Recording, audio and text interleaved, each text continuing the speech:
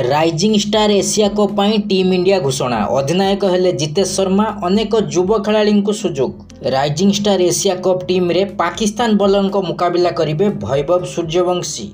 भारत निकट में Asia cup 2025 जीति इतिहास रचिछि किंतु एबे टीम इंडिया आउ एक एशिया टूर्नामेंट ପାଇଁ प्रस्तुत हेउछि।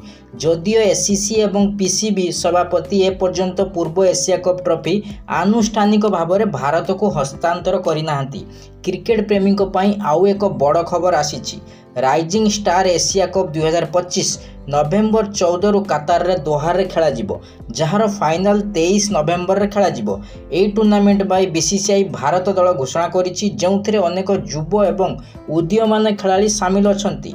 भारतीय चयनकर्ता माने wicket keeper batsman Jitesh Sharma को टूर्नामेंट रो अधिनायक भाव में मनोनीत करिसेंती। तांकर आक्रांतों बैटिंग शांत आचरण पाई जनाशुना जितेश एबे प्रथम थर पाई आंतर्जातिक स्तर रे टीम इंडिया पाई अधिनायक करिवे।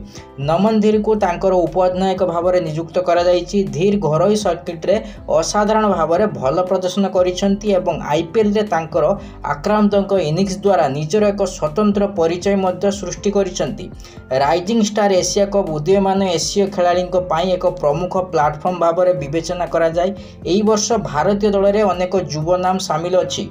वैभव सूर्यवंशी, प्रियांश आर्या और आशुतोष शर्मा परी खेलाड़ी माने एई टूर्नामेंट रे प्रथम थर पाई भारतीय जर्सी पिंधिबे। टूर्नामेंट पाई नवेम्बर 4 तारिख रे बीसीसीआई पक्षरु दल घोषणा करा जायछि। एथिरे 15 जन खेलाड़ी को स्थान मिलिछि, जेउथिरे 14 वर्षीय वैभव सूर्यवंशी रहिछन्ति। अतीत रे अनेक घरोई मुकाबला रे वैभव प्रदर्शन भल रहिछि।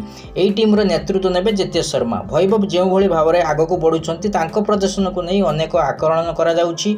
निकट रे संजू सैमसन कहिथिले जे वैभव आगामी 1-2 वर्ष मध्य भारतीय दल में खेली पारिबे।